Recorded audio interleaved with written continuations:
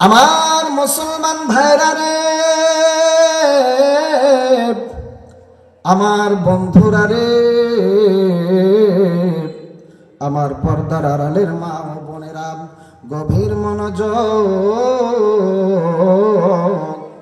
আমার আপনার নবী, মায়ার নবী রহমাতুল লিল আলামিন সাহাবায়ে কিরামদেরকে ডাক দিয়ে বললেন, ও আমার সাহাবীরা রে, যদি কোনো ব্যক্তি কালিমার ঘোষণা দেয়, এই কালিমার উপরে যদি অটল থাকে, আমার আল্লাহ রাব্বুল আলামিন তার জীবনের গুনাহগুলো মাফ করে দেয়। সুবহানাল্লাহ বলেন। আমার মুসলমান ভাইরা রে, আরে মুরব্বি কিরাম, বাবাজিরা, মায়ের নবী রহমাতুল লিল আলামিন যখন সাহাবায়ে কিরামদেরকে ঘোষণা করলেন, এই কালেমা যে ব্যক্তি পড়বে, এই কালেমার উপরে যে ব্যক্তি অটল থাকবে, আমার আল্লাহ রাব্বুল আলামিন ওই ব্যক্তির জীবনের সমস্ত গুনাহগুলোকে মাফ করে দেয়। এ বাজার, মায়ার নবী রহমাতুল লিল আলামিন এই ঘোষণা যখন দিয়েছেন, একজন সাহাবী ডাকতে বলে, নবী গো, আমার জীবনে আমি এমন একটা গুনাহ করেছি, নবী গো, আমার জীবনে আমি এমন একটা অন্যায় করেছি। আমার বাজান্নারে, মায়ার নবী রহমাতুল লিল আলামিন সাহাবায়ে কিরামদেরকে ডাক দিয়ে বলে, সাহাবীরা রে, যদি কোনো ব্যক্তি কালেমার উপরে অটল থাকতে পারে, এই কালেমা যদি তার জবানে আদায় করতে পারে, আমার আল্লাহ তার জীবনের সমস্ত গুনাহগুলো মাফ করে দেয়। সুবহানাল্লাহ বলেন। আরে বাজান, ওই সাহাবী ডাকতে বলে, নবী গো, আমার মন বলে, আমার দিল বলে, নবী গো, এইখানে যতগুলো সাহাবী আছে সবাইরে আল্লাহ তাআলা মাফ করে দিবে। ও নবীজি, কিন্তু আমার জীবনে আমি এমন একটা অন্যায় করেছি, আমার জীবনে আমি এমন একটা গুনাহ করেছি, যার কারণে আল্লাহ রাব্বুল আলামিন আমারে মাফ করবে না। আমার মুরব্বি কিরাম, বাবাজিরা রে, আমার নবী ডাক দিছেন, সাহাবী রে, তুমি জানো না, তোমার গুনার চাইতে, তোমার অপরাধের চাইতে আমার আল্লাহর রহমত লক্ষ লক্ষ কোটি কোটি গুণ বড়। মারহাবা বলেন। আরে বন্ধু, তারপরেও মায়ের নবী রহমাতুল লিল আলামিন ওই সাহাবীকে যখন ডাক দিয়ে বলেছে, তুমি যদি আল্লাহর কাছে ক্ষমা চাইতে পারো, তোমার যদি অপরাধের উপরে লজ্জিত হইতে পারো, আমার আল্লাহ তোমার জীবনের গুনাহগুলো মাফ করে দিবেন। সুবহানাল্লাহ বলেন। আমার মুসলমান ভাইরা রে, আমার নবীজি ওই সাহাবীকে ডাক দিয়ে এই কথা বলার পরে ওই সাহাবী হাউমাউ করে কান্নায় ভেঙে পড়লেন। ডাক দিয়ে বলে, নবী গো,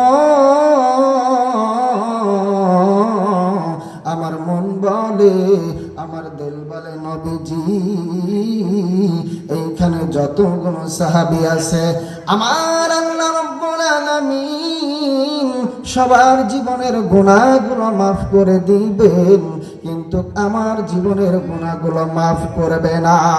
আরে আমার হাতি গ্রামের বাবাজিরা রে, আমার মায়ের নবী রহমাতুল লিল আলামিন ওই সাহাবীকে ডাক দিয়ে বলে, হাল আনতা ইশরিক বিল্লাহ, ও আমার সাহাবী, তুমি কি আল্লাহর সাথে কাউকে অংশীদার করেছ? ওই সাহাবী ডাক দিয়ে বলে, নবী গো, আমি আল্লাহর সাথে কাউরে অংশীদার করি নাই। আমার নবী ডাক দিছে, সাহাবী রে, তুমি কি কাউরে করেছো? তুমি কি কোনো মুসলমানকে হত্যা করেছ?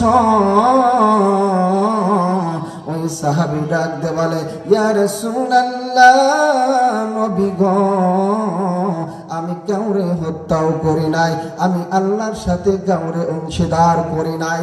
আমার বাজান্না রে, আমার মায়ের নবী ডাক দিছেন, সাহাবীরা তুমি আল্লাহর সাথে কাউরে অংশীদার করো নাই, আবার কাউরে তুমি হত্যাও করো নাই, তাহলে তোমার জীবনে তুমি কি এমন গুনাহ করেছ যার কারণে তোমার দিল বলে, তোমার মন বলে আল্লাহ সবাইরে মাফ করলে তোমারে মাফ করবে না?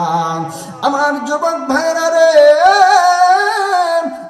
বন্ধু, আমার নবী, মায়ের নবী রহমাতুল লিল আলামিন ওই সাহাবীকে যখন ডাক দে এই কথাগুলো বললেন, এবার ওই সাহাবী ডাক দে বলে, নবী গো, তাহলে আপনি শুনে নেন, আমার জীবনে আমি এমন একটা অন্যায় করেছি। ও নবীজি, আপনি তাহলে শুনে নেন। ইয়া রাসূলুল্লাহ, ইয়া হাবিবাল্লাহ, নবী গো, আমার বাড়ি মদিনার বাহিরে, আমি ব্যবসায় একজন হলো চর। আমার বন্ধুগণ, এবার ওই সাহাবী মায়ের নবী রহমাতুল লিল আলামিনকে ডাক দে বলে, নবী গো, আমি পেশায় একজন চোর। আমার কাজ হইল, মানুষ যখন মৃত্যুবরণ করে ওই ব্যক্তিকে যখন দাফন কাফন করা হয়, আমি ওই ব্যক্তির আত্মীয় স্বজনদের চোখে আড়াল করিয়া রাতের অন্ধকারে আমি কবরের মধ্যে প্রবেশ করিয়া ওই মৃত্যু ব্যক্তির শরীর থেকে কাফনের কাফনগুলো চুরি করে বাজারে বিক্রয় করে আমি আমার জীবিকা নির্ভর করি। আমার বাজান্নারে,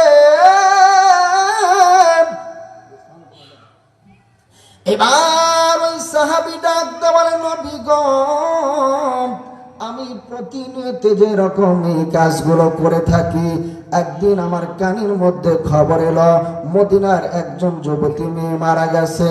ও নবীজি, আমি প্রতিনিয়ত যেরকম ভাবে কবরের মধ্যে প্রবেশ করে কাফনের কাফন আমি চুরি করি, ও নবীজি, আমি রাতের অন্ধকারে ওই কবরের ভিতরে ঢুকিয়া ওই মৃত্যু ব্যক্তির শরীর থেকে আমি যখন কাফনের কাফনটা নিয়ে চলে আসব, এমন তো অবস্থায় আমার কে যেন ডাক দে বলে, আরে যুবক, তুমি কি জানো না তুমি আজকে এমন একজন ব্যক্তির কবরের মধ্যে প্রবেশ করেছ, এমন একজন ব্যক্তির কবরের ভিতরে প্রবেশ করেছ, এমন একজন ব্যক্তির গায়ের ভিতর থেকে তুমি কাফনের কাফন চুরি করেছ।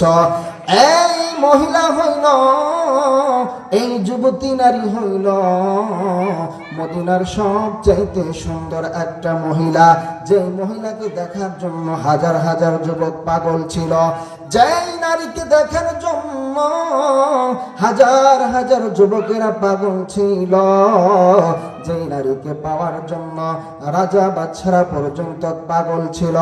আর যুবক, একটু নজর করে দেখো, এত সুন্দর একটা নারী একা কবরের মধ্যে শুয়ে আছে, এত বড় সুযোগ পাবি না, পাবি না। তুমি এই নারীর সাথে খারাপ কাজে লিপ্ত হয়ে যাও। আমার বাজান্দারে, ওই সাহাবী ডাক দে বলে, নবী গো, আমি শয়তানের পদঙ্ক অনুসরণ করিয়া, আমি শয়তানের কথা অনুসরণ করিয়া আমি এক পর্যায়ে ওই মৃত্যু লাশের সাথে আমি জিনায় লিপ্ত হয়ে যাই। নবী গো, আমি জিনা করার পরে আমি যখন ওই কবর থেকে উঠে আসব, এমন তো অবস্থা ওই মেয়েটি আমার ডাক দে বলে, যুবক, তুই এত এত বড় ক্ষতি আমার কেমনে করতে পারলি? তোর কি আল্লাহর একটু ভয় নাই? আমি একজন সতী নারী ছিলাম, হাজার হাজার মানুষের মধ্যে আমার এত বড় ক্ষতি তুমি কেন করলা? আমি একজন পবিত্র নারী ছিলাম, আমাকে তুমি এরকম কলঙ্কিনী করলা। কাল কিয়ামতের ময়দানে আমি আল্লাহর কাতারে, জিনার কাতারে দাঁড়িয়ে যাব। আর যুবক ভাইরা রে, ওই যুবতী মহিলা ওই যুবকের হাতটা ধরে যখন এই কথাগুলো বলতেছিল, ওই যুবক যখন কবর থেকে উঠে আসবে ভয়ে থরথর করে কাঁপতেছে। আমার বন্ধুরে, ওই যুবকের আর ভালো লাগে না, খাইতে ভালো লাগে না, চলতে ফিরতে ভালো লাগে না। এমন তো অবস্থায় রাস্তার মধ্যে বসে কান্নায় ভেঙে পড়লেন আল্লাহর নবীর সাহাবী হযরত ওমর। ডাক দিয়ে বলে, যুবক তুমি কান্না করো কেন? ডাক দিয়ে বলে, ওমর, আমার জীবনে আমি এমন একটা গুনাহ করেছি, আমার আল্লাহ আমার জীবনের গুনাহগুলো মাফ করবে না। আমার যুবক ভাইরা রে, ওই সাহাবী যখন নবীর খেদমতে হাজির হয়ে কান্নায় ভেঙে পড়লেন, আমার নবীজি ডাক দিয়ে বললেন, মান ক্বালা লা ইলাহা ইল্লাল্লাহু দাখালাল জান্নাহ। যে ব্যক্তি তার জবানে একবার কালিমা পড়বে, এই কালিমার উপরে অটল থাকবে, তওবা করবে, জীবনে আর কোনো গুনাহ করবে না, আমার আল্লাহ রাব্বুল আলামিন ওই ব্যক্তির জীবনের সমস্ত গুনাহগুলো মাফ করে দেয়। মারহাবা বলেন। আমার মুসলমান ভাইরা রে, আমার নবী, মায়ার নবী রাহমাতুল লিল আলামিন যখন এই যুবকের কাছ থেকে সমস্ত ঘটনা শুনলেন, মায়ার নবী রাহমাতুল লিল আলামিন চোখের পানি ছেড়ে দিয়ে কান্নায় ভেঙে পড়লেন। আমার আপনার নবী, মায়ার নবী কোনো কথা বলে না, নবীজি আমার কান্নায় ভেঙে পড়লেন। মানুষ এত বড় নিজের নফসের উপরে কেমনে জুলুম করতে পারে?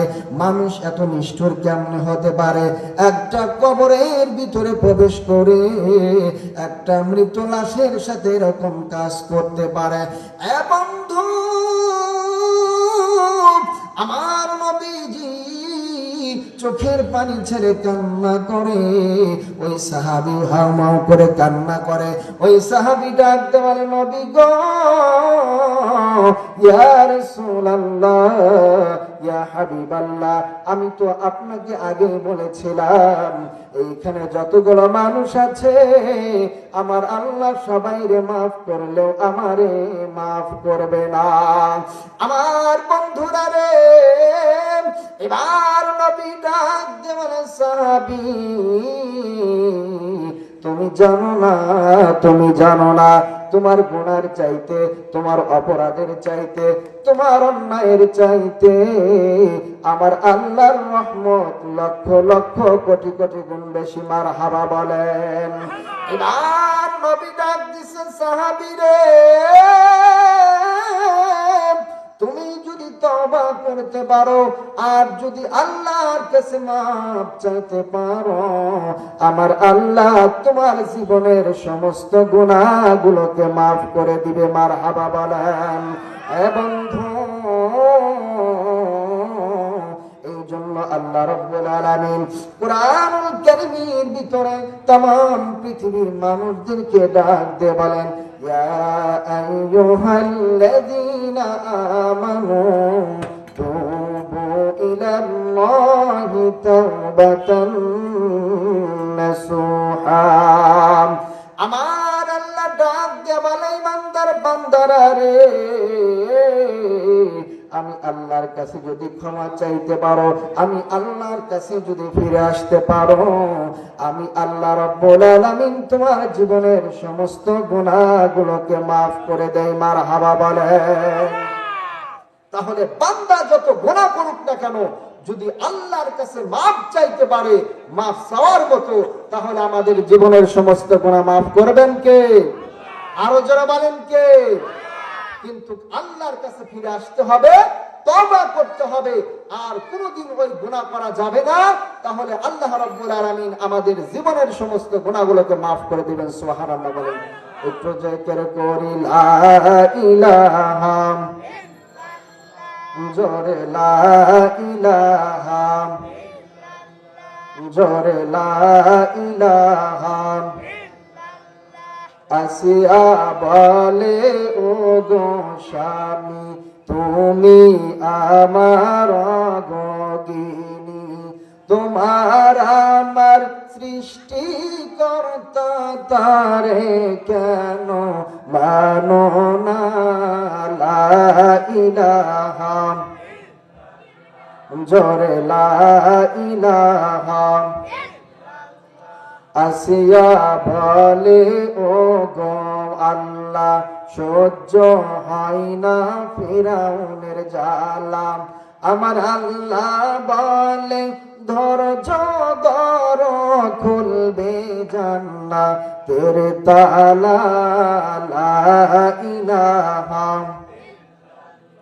জোরে লা ইলাহা, লা ইলাহা ইল্লাল্লাহু মুহাম্মাদুর রাসূলুল্লাহ।